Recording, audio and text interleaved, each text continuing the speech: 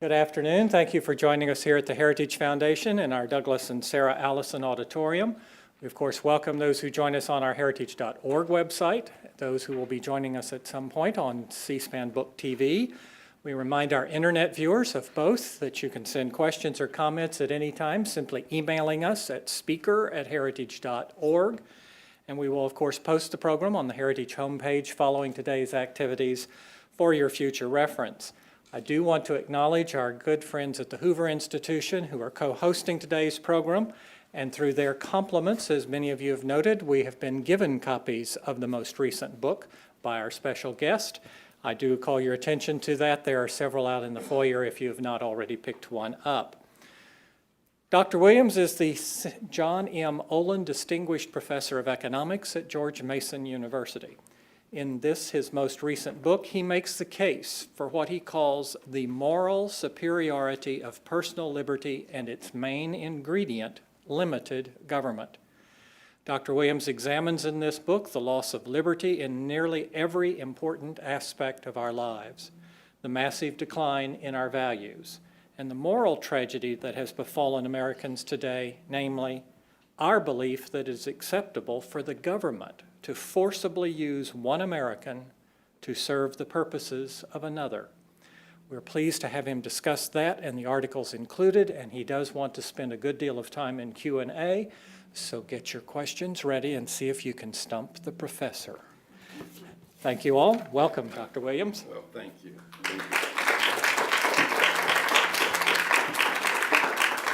Thank you very much. I want most of our discussion to be a question and answer, but I would like to say a few introductory things to kind of get us started. And let me just state my initial premise when I think about a number of issues.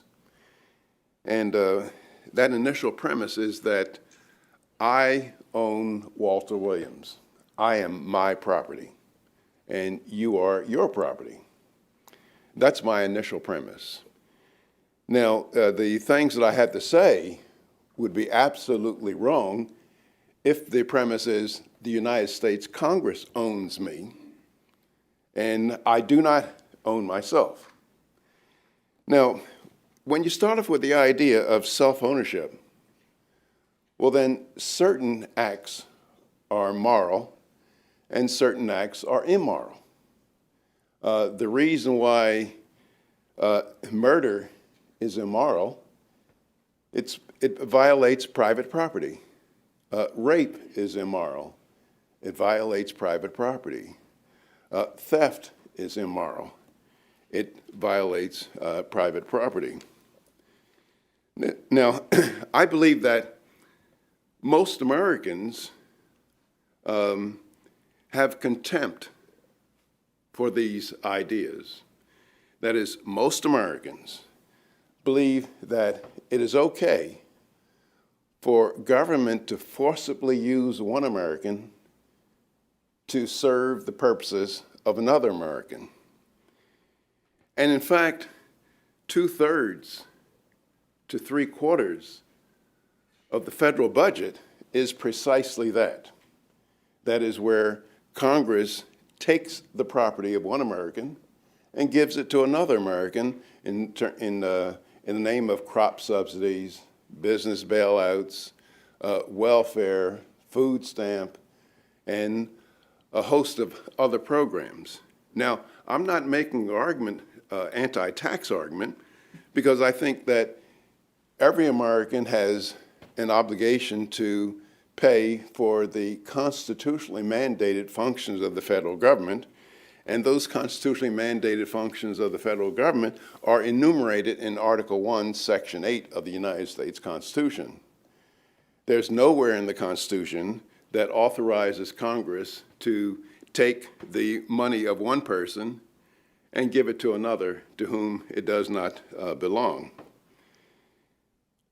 Some of the other contempt that Americans have of the Constitution, it's a kind of contempt of the founding principles of our country. And this is demonstrated by asking a question, how successful would a politician be today who held the the moral values of the framers or the founders of our nation. For example, in 1794, Congress appropriated $15,000 to help some French refugees. James Madison, the acknowledged father of the United States Constitution, he stood on the floor of the House irate to protest. He said, and I'm quoting him, "I cannot undertake to lay my finger on that article of the Constitution which granted a right to Congress of expending on the objects of benevolence the money of their constituents." James Madison also said, "Charity is no part of the legislative duty of government." Now, can you imagine what the American people would do to a presidential candidate today making the same comments? The American people would run him out of town on a rail, because we indeed believe that it's okay, if you find a good enough reason, to take the money of one American and give it to another to whom it does not belong. They believe that it's a duty of Congress to spend the money of their constituents for the purposes of benevolence. Now, while I'm against taking one person's money and giving it to another, I'm not against helping our fellow man in need. I think that by reaching into one's own pockets to help one's fellow man in need is praiseworthy and laudable. I think that reaching in somebody else's pockets to help one's fellow man in need is despicable and worthy of condemnation. And for the Christians among us, when God gave Moses the commandment, "Thou shalt not steal," I'm pretty sure he did not mean "thou shalt not steal" unless you got a majority vote in the United States Congress. Now, we find many Americans, they love government because government does things that if a private person did the identical thing, he would go to jail. Consider the following. Suppose I see an elderly lady sleeping on a grate in downtown Washington. She's hungry. She needs some medical attention and shelter. And I could walk up to somebody with a gun in my hand, and I could take their $200.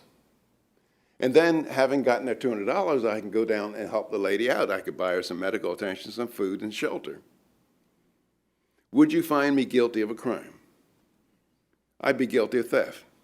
Suppose I got 3 people to agree with me that I should take somebody's money by force to help the lady out. Would that be a crime?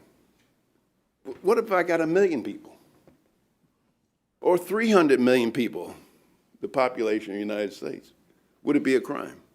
Yes, it would. Now, I believe most Americans could or might agree with me, but here's the problem.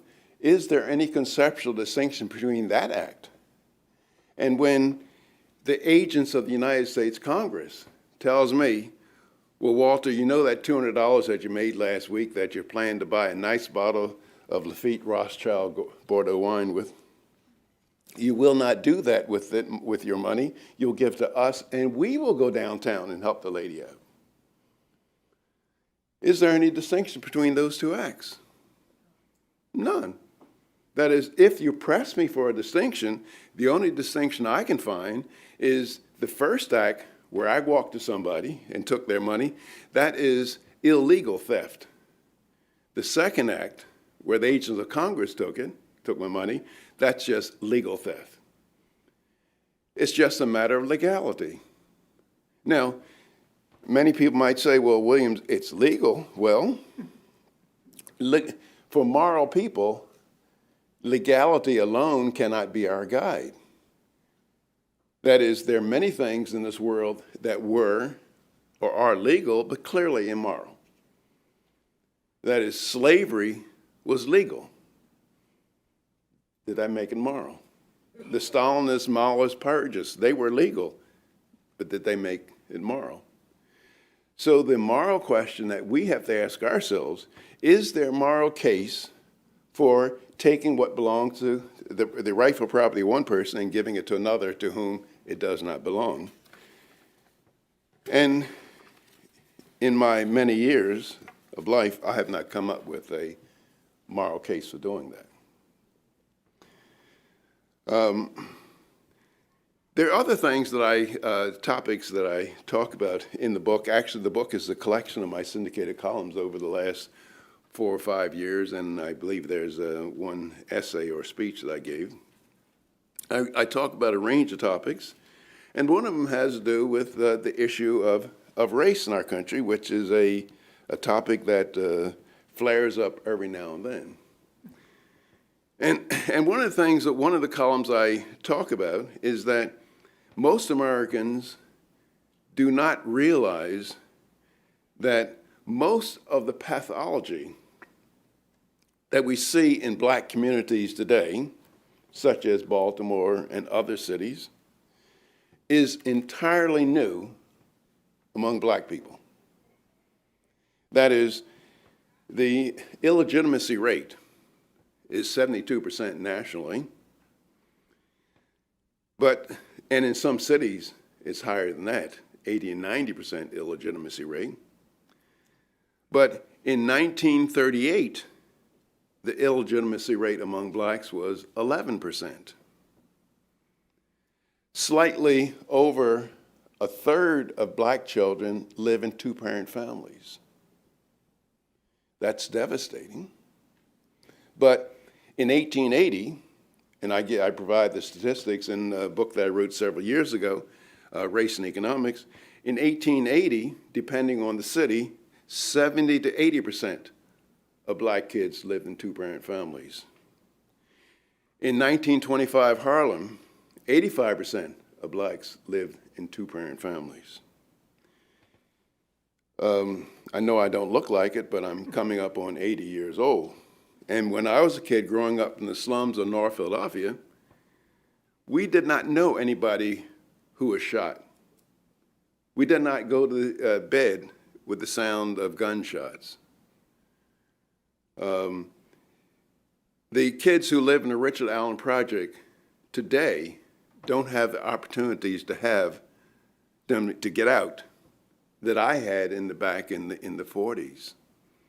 That is, in terms of job opportunities. That is, when I was a kid, all my friends who wanted to work could find jobs. That's a different story today. In fact, in 1948, the unemployment rate among black teenagers was 9.4%, and the unemployment rate among white teenagers was 10.2%. Black teenagers were more active in the labor force in 1948 than were white teenagers. What explains that? Can we say that, well, gee, back in 1948, there was less racial discrimination and far greater opportunities for blacks than today? That's not true. Or maybe black kids were more highly skilled than white kids. That was not true. It turns out that the minimum wage destroyed many job opportunities for teenagers in general, and particularly black teenagers. And the little bit of money that a kid can earn after school on the weekends and during the summer is not nearly as important as other things that a kid can learn that will make him a more valuable worker in the future. Things like, well, you got to come to work Friday even though you got paid Thursday. You have to respect your foreman. You have to dress in a certain manner, conduct yourself in certain ways.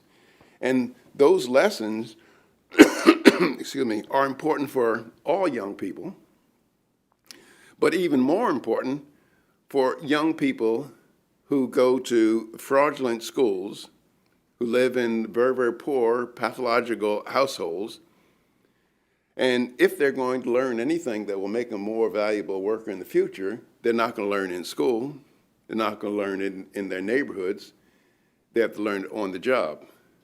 And if you cut off that on-the-job opportunity, you lessen their chances of upward mobility. And speaking of education, there's something else that the average American, and tragically, the average black family does not know, is that the education received by black kids in the public schools is absolutely a fraud. That is, the education that white kids get is nothing to write home about. But the education of black kids is devastating. According to the National Assessment of Education Process, the so-called Nations Report Card that's put out by the National Center for Education Statistics, it shows that the average black 12th grader, these tests are given at the 4th grade, 8th grade, and 12th grade. The average black 12th grader, he has the reading and writing and computational skills of the average white 7th or 8th grader. That is just simply fraudulent education. Now, so when he gets his fraudulent diploma, some kids go to college. And college is a disaster for them. And it would be a disaster for anybody of any race. That is, if you're comparing 8th graders of any race with 12th graders of any race, you're going to be disappointed by the outcome of 8th graders. They're going to be handicapped. And some universities, or many universities, engage in absolute fraud in the name of promoting what they call diversity today. A good example of this was the recent scandal at University of North Carolina, where black football and baseball players were recruited to the campus, and they took phony classes, classes that never met, or classes that would, in the African American Studies Department, that never met. And there was one lady who was assigned as a tutor for the basketball and football teams. She said that the average player on the team could not read and write at the 8th grade level. And some of them, she said about 15% of them, could not do so at the 3rd and 4th grade level. Now, this is an absolute fraud by the University of North Carolina, and it's true in many other schools as well. But they recruited these kids because they're damn good basketball players and football players, and the University of North Carolina, between the basketball program and the football program, it picks up $40 million a year. And so these kids are exploited, in my opinion, because they don't share in that $40 million. And they come out of college, they're not going, all of them, a very tiny percentage of them are going to get in professional football and basketball. And so they're going to get a job at Home Depot or somewhere else, and they're going to kind of suffer through the memories of being hailed as a champion on campus while they're on campus, and live a life of disappointment. Well, there are a number of other topics in America's contempt for liberty, but I'd like to stop here and maybe address some of your questions or observations. And you can ask hard questions. You need not feel as though you owe me any undue courtesy and worry about insulting me, because I am uninsultable.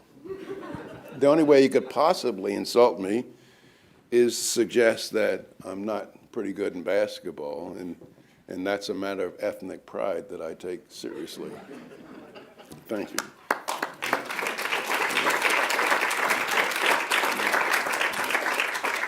You're not going to remind them that you're related to Julius Erving, right? Yeah, he's a cousin of mine, yeah. Yes, But okay. he did much better than I did. Okay. Now, since you closed on the discussion of the University of North Carolina, then I'll ask, should college athletes then unionize to get more rights? Well, I think that oh, you can sit down, I'll take the questions.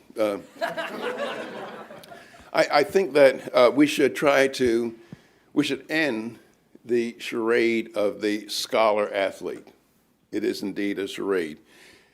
And we ought to pay these young men a market price. Everybody at the university, coaches are getting paid $2 million a year, assistant coaches $1 million, and everybody's earning a whole lot of money except the kids who are actually playing the basketball and playing football.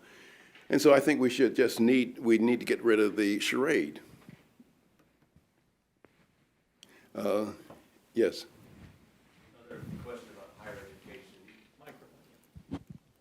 Another question about higher education. You criticize programs that take from A and give to B. I'm a Virginia taxpayer, but I don't go to George Mason. What do you do with public education and higher education in particular? Well, I think that nobody's obligated to educate somebody else's kid.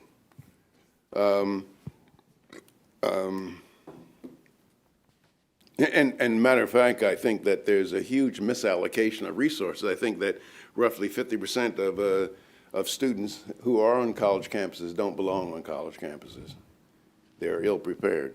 But I think that we should have, you see, one of the problems with public education is that financial markets are not as liquid as or as perfect as we'd like for them to be. What I would like to see is people be able to get loans, pay for their own education, and then be forced to pay it back, as opposed to having taxpayers pay for their education. Yes. Hi, Carl Gollivan.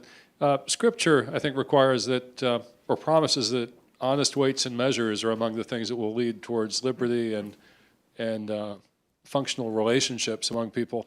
And I wanted to ask if you've ever read Andrew Jackson's farewell address from 1837 on the topic of honest money. He ended the Second Bank of the U.S., and he pointed how gold and silver coin were meant to be circulating as money to protect the wealth of the laboring class from being inflated away by the largest corporations, banks, and politicians conjuring more and more credit money into existence to enrich themselves while taxing away the value of the paper money people were left with. Even going back to Roger Sherman, caveat against injustice on the evils of a fluctuating medium of exchange from 1752. Have we just wanted it to be so easy, having easy credit money, that we've lost the sense that liberty comes from honesty and relationships? Yeah, well, honesty is very, very important, and honest money is very, very important. That is, inflation is equivalent to having all of us lying to one another.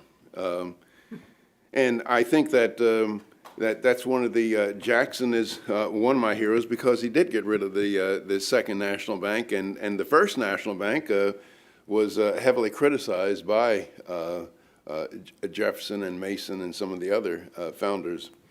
But however, the nation or people saw fit to have the Federal Reserve Act of 1913, I believe was, and what the Federal Reserve Act did, it enables the government to steal from its citizens through inflating the currency.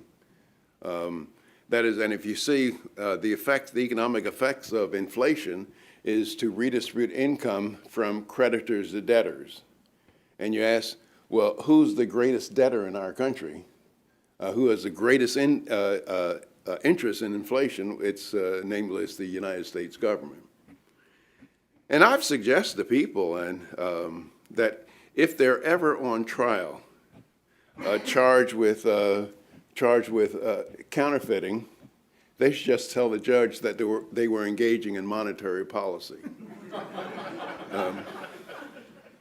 There's a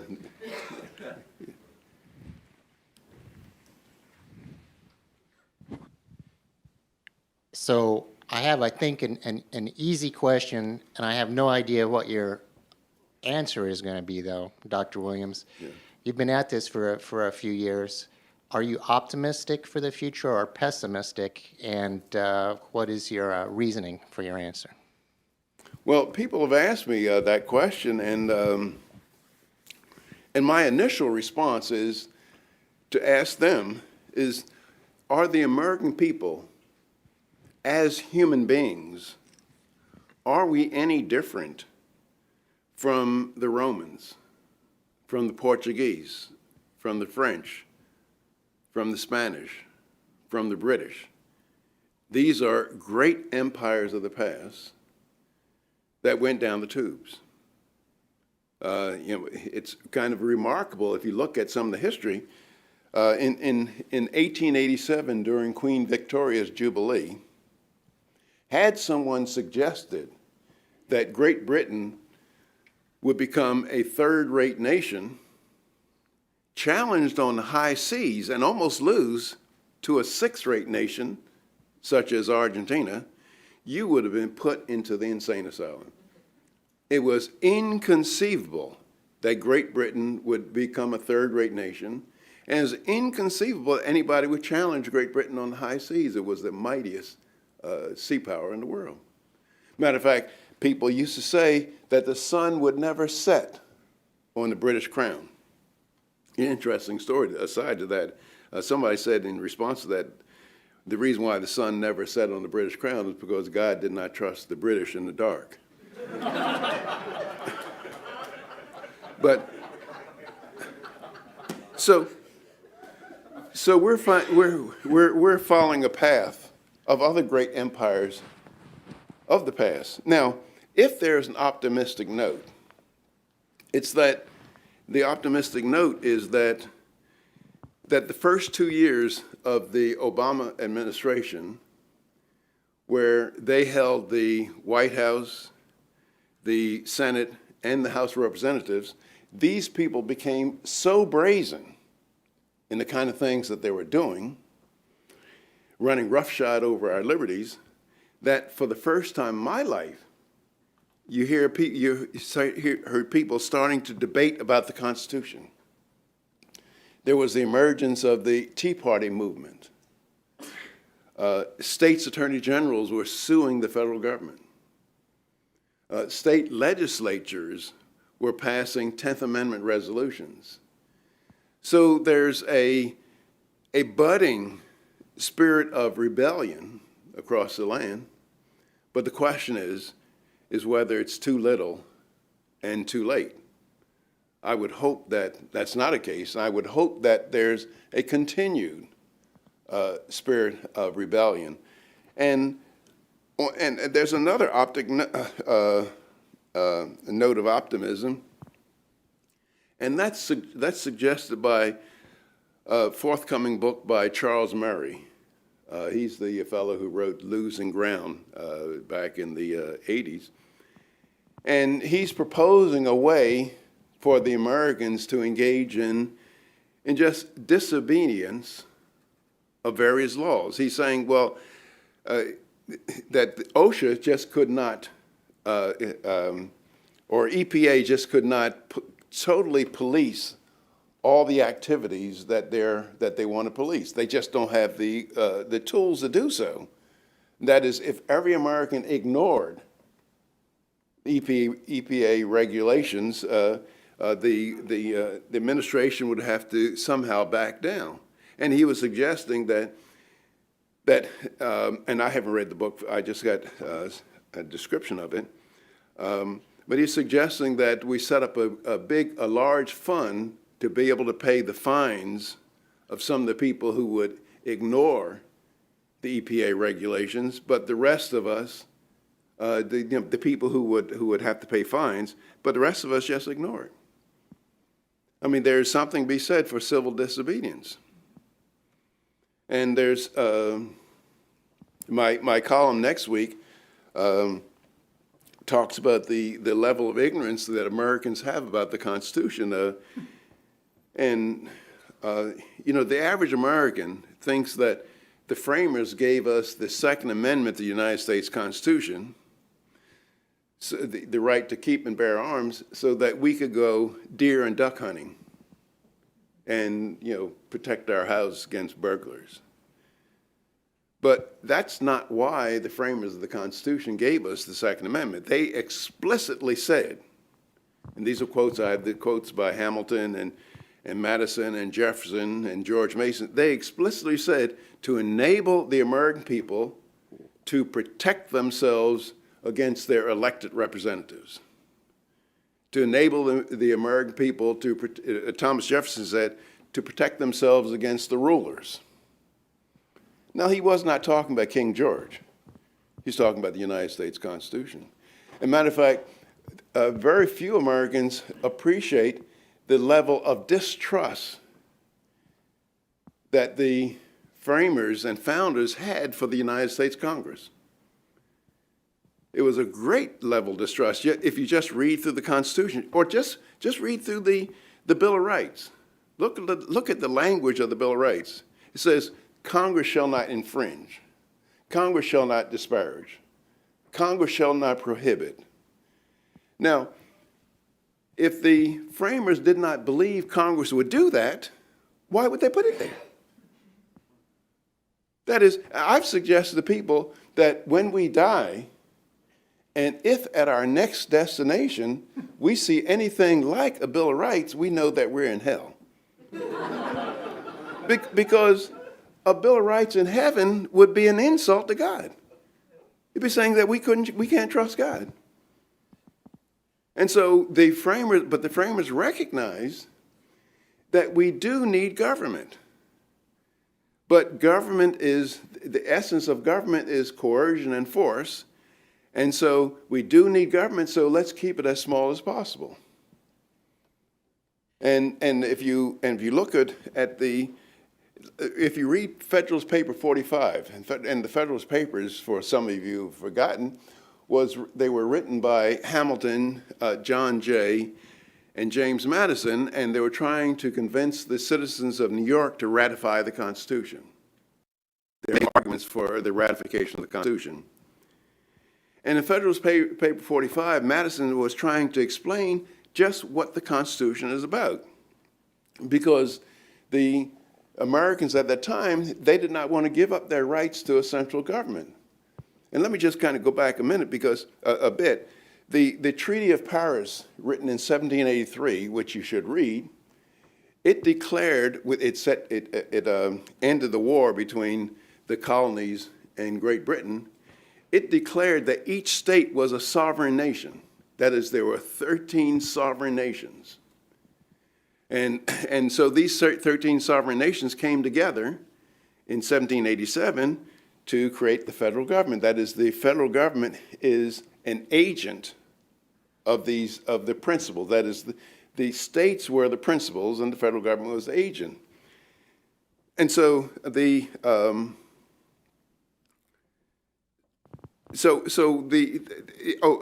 back to Federalist Paper 45, James Madison trying to explain to these people who jealously guarded their sovereignty, he said, and I'm virtually quoting him, he said that the powers that we have delegated to the federal government are few and well-defined and restricted mostly to external affairs.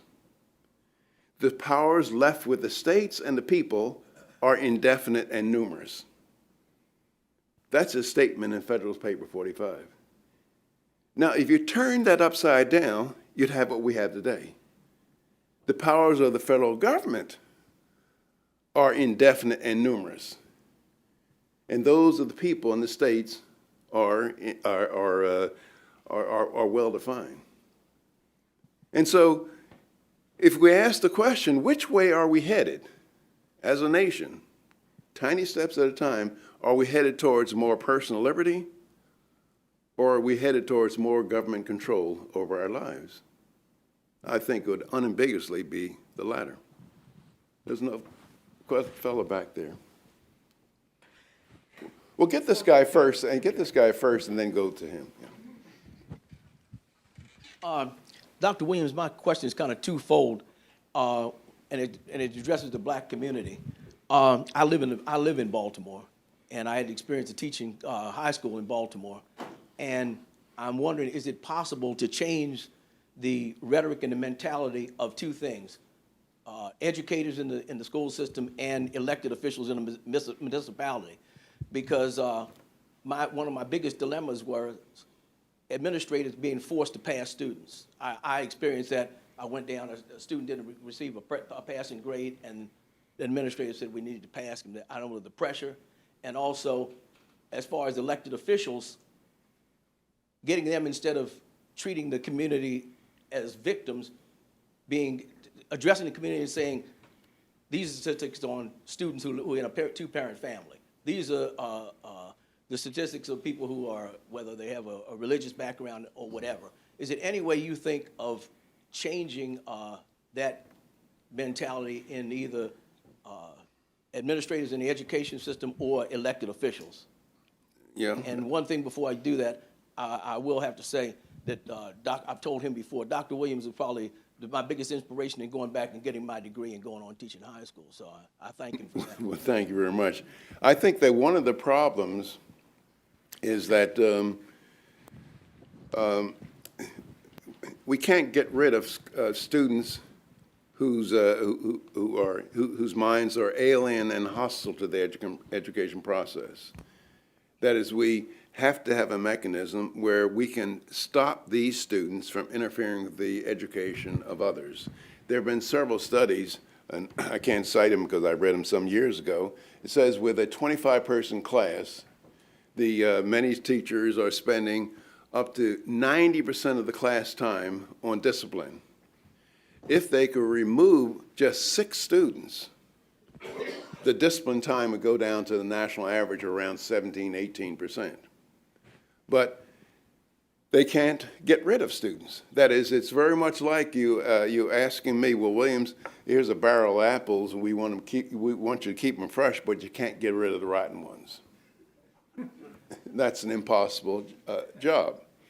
And I think from a political point of view, that just makes sense that we need to deliver education to those kids who can best use the education. And those who can best use the education are kids who have parents who care and parents who will make them do their homework. And I think that money is not the solution to our education problems, because there are some simple things that are needed for kids to get a good education.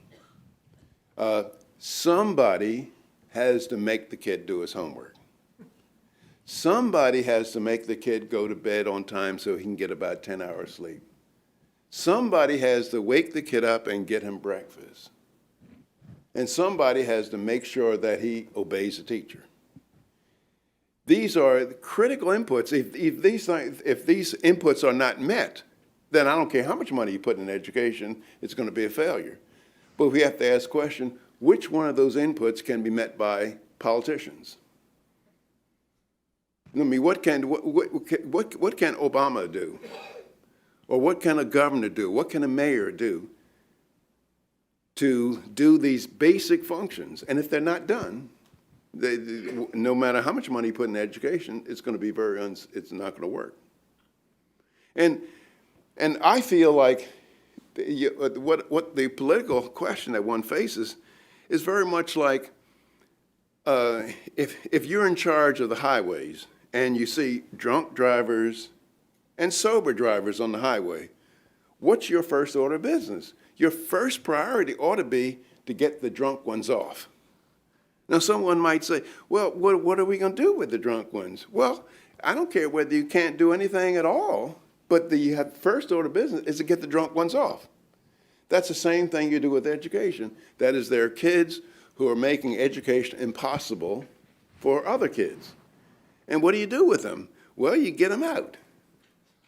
You get them out of the school. And somebody might say, well, what do you do with them? Well, I don't know what you're going to do with them, but you have to stop them from making education impossible for those kids who want to learn and who have parents who want them to learn. It's a difficult chore. And the political forces aren't on our side. They're on the side of the National Education Association. I mean, you have, in Philadelphia, I believe the waiting list for parents, predominantly black parents, for charter schools is 21,000. Right now, 21,000 parents are on the waiting list to get their kids into charter schools. That's a sad commentary that such a waiting list exists, and it's also evidence that there are at least some parents who want a better education for their children. Bill Beck, yeah. Patrick Terrell with the Heritage Foundation. On the topic of owning ourselves, I was wondering where you stand on the topic of assisted suicide, because it opens incentives that hurt the vulnerable and the weak, although the person committing suicide owns himself. Well, if I own Walter Williams, you know, I can decide not to live. But if the United States Congress owns me, then I don't have that right. I mean, the true test of ownership is whether you have full rights over your own body. I'm not saying that you have the rights to impose injury on other people, but you have the right to take your own life. And so, and maybe one way to do that is to kind of have a, what do they call it? The document that you say, I don't want any more. A living will, yes, yeah. You know, and people say things like, well, in terms of self-ownership, they say, well, look, Williams, let's say I don't want to wear a seatbelt. Let's suppose that's the case. I do wear a seatbelt, but let's suppose I don't want to wear a seatbelt. Well, the argument that people will say, well, look, Williams, if you drive a car without a seatbelt and you have an accident and you turn into a vegetable, you'll be a burden on society. That's why we're going to make you wear a seatbelt. Well, that's an issue. It doesn't have anything to do with personal liberty and private ownership. It's not a problem of personal liberty and private ownership, self-ownership. It's a problem of socialism. That is, nobody should be required to take care of me for any reason. But once you get government to taking care of you, to make decisions, then government can tell you how to live. It's kind of like my mother. When boys get around 14 or 15 years old and start smelling themselves, they think they can take over the household. And my mother used to say to me, boy, as long as you're living in my house and I'm paying the bills, you're going to do what I say. Well, that's okay for kids, but what about adults? You want the government to say, well, as long as we're paying the bills, you're going to do what I say, do what we say. That's not a good way for adults to live.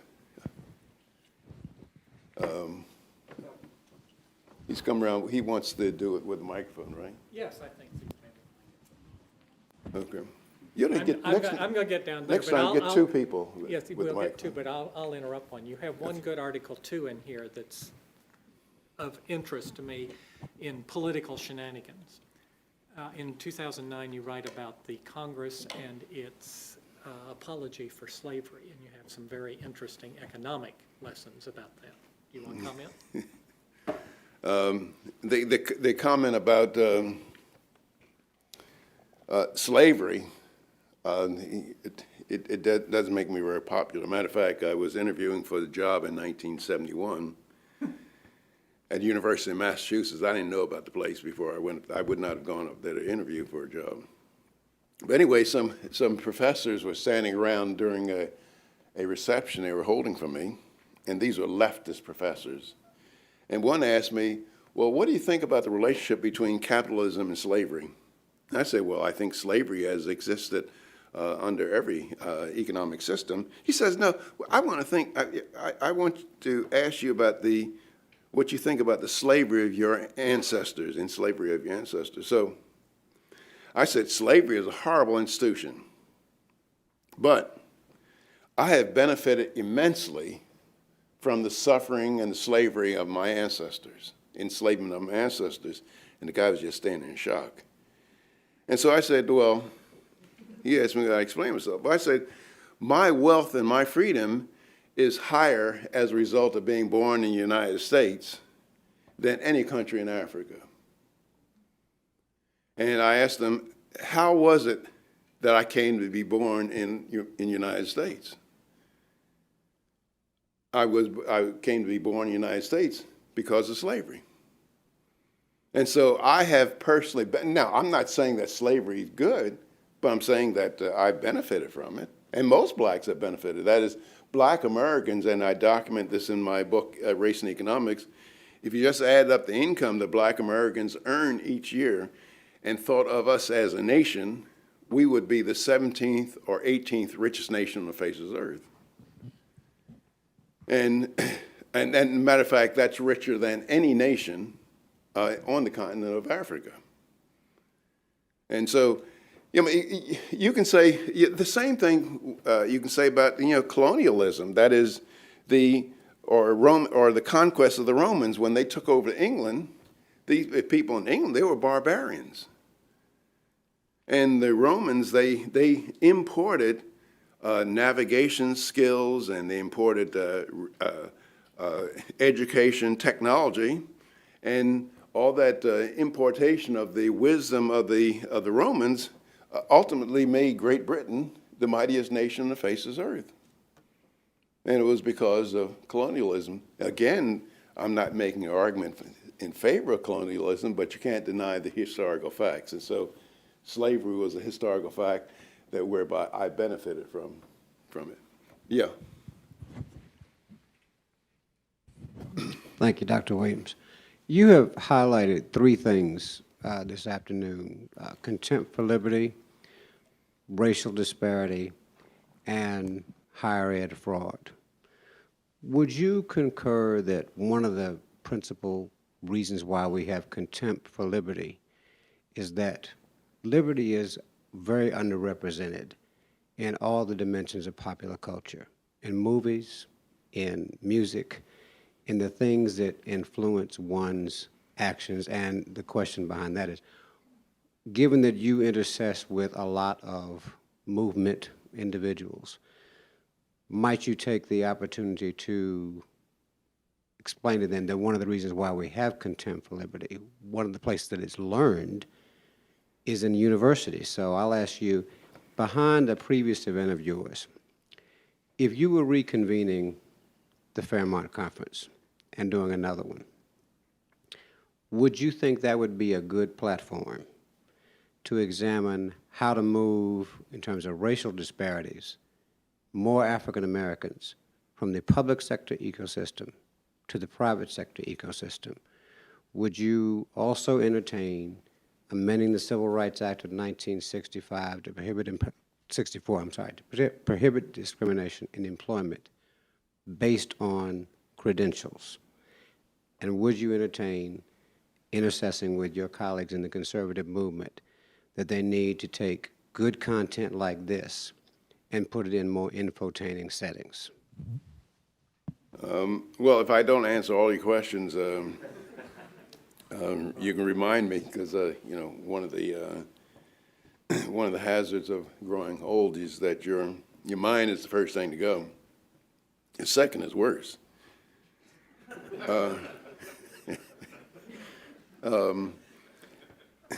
But I think that, as I've said in the book, and as I've said on many occasions, one of our very important jobs is to try to sell our fellow Americans on the moral superiority of liberty and its main ingredient, limited government. So far as credentialism, that is a major problem. That is, people who have credentials, they use the credentials to keep others out, to maintain their higher income. And I've written a lot about this, and particularly in occupational licensing, where, and this is a little bit away from your question, but it cuts off the bottom rungs of the economic ladder. I point out that in the 1920s, a poor illiterate Italian, if he had industry and ambition, he can go out and buy a used car and write the word taxi on it, and he was in business for himself. Today, that opportunity is not as open. In many cities, they have licensing regulations. In New York, you have to buy a medallion to own and operate one taxi, and the medallion is $700,000.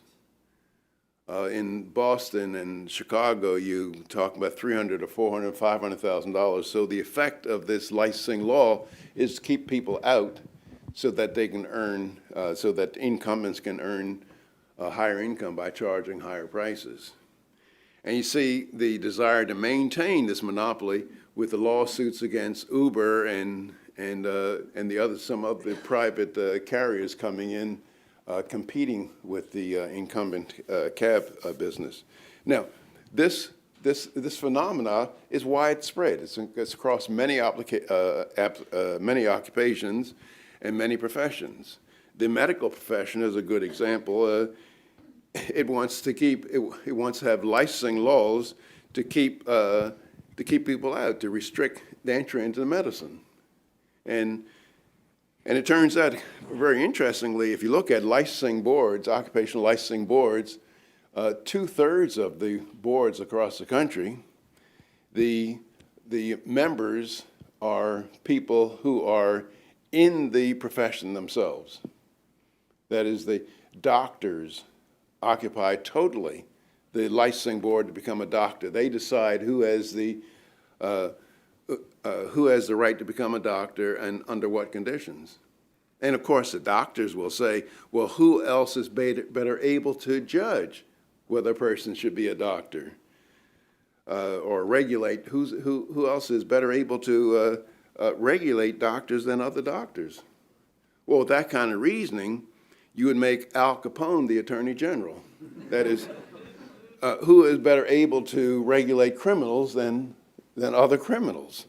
So I'm for open market entry. I'm for peaceable voluntary exchange between people, and if that's and that requires some of the elimination of credentialization. Let's do two more. That fellow there, and then him. Hi, my name is Christopher Goins. You mentioned if you start from the premise of Walter Williams owning Walter Williams, a person owning themselves, how does that, it sounds like very Rothbardian to me, so how does that not lead to anarchism? Well, I'm not an anarchist. I believe that we do need some government. I believe that people have, that government is necessary. That is, Paine said government under the worst of circumstances is a necessary evil. Under some circumstances, it can become intolerable.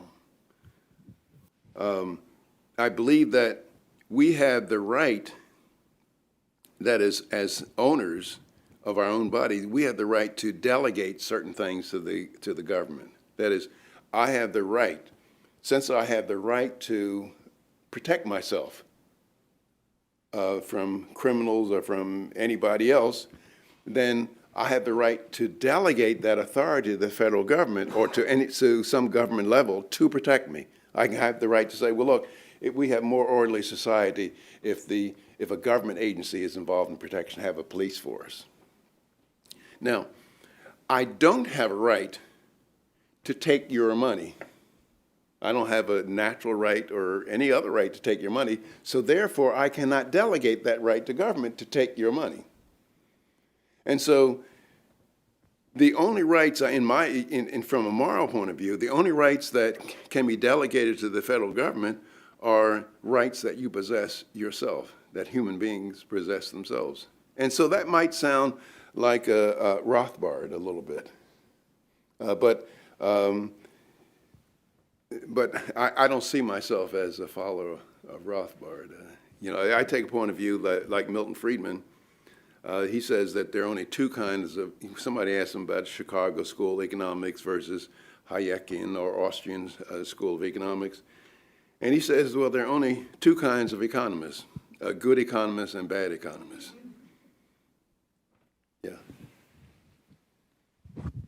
Al Milliken, AM Media. Our United States Supreme Court, how do you believe they've shown contempt for liberty in the recent years? Well, they don't hold as unconstitutional many things that Congress is doing. That is, it is not in the Constitution for Congress to do most of what it does. That is, 2/3 to 3/4 of all federal spending, there's no constitutional authority for it. I mean, the word education does not even appear in the Constitution, but the government's involved in it. That is, if you look at what the founders say, they say that Congress can only do those enumerated things, the things that are enumerated in Article 1 in Article 1, Section 8 of the United States Constitution. The Supreme Court has been derelict. And both Jefferson and Madison, they warned us, they said, do not allow the courts to be the final arbiter of what's constitutional or not. He says, if we allow the courts to be the final arbiter, then we'll be living under oligarchy.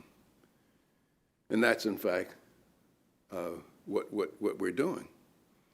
And I think that it's tragic that the Supreme Court, and I would say most of its members, have little respect for the United States Constitution. There's probably 2 members, I'm not going to mention their names, probably 2 members that have respect for the United States Constitution and are willing to go to bat for it. Look, folks, thank you very much. Thank you. Thank you. Thank you. Again, the book is American Contempt for Liberty. You will find it quite interesting and very thought-provoking. I do encourage you to pick up a copy here while we have them, and we thank our friends at the Hoover Institution for supplying them to us, and for all of you for your kind attention.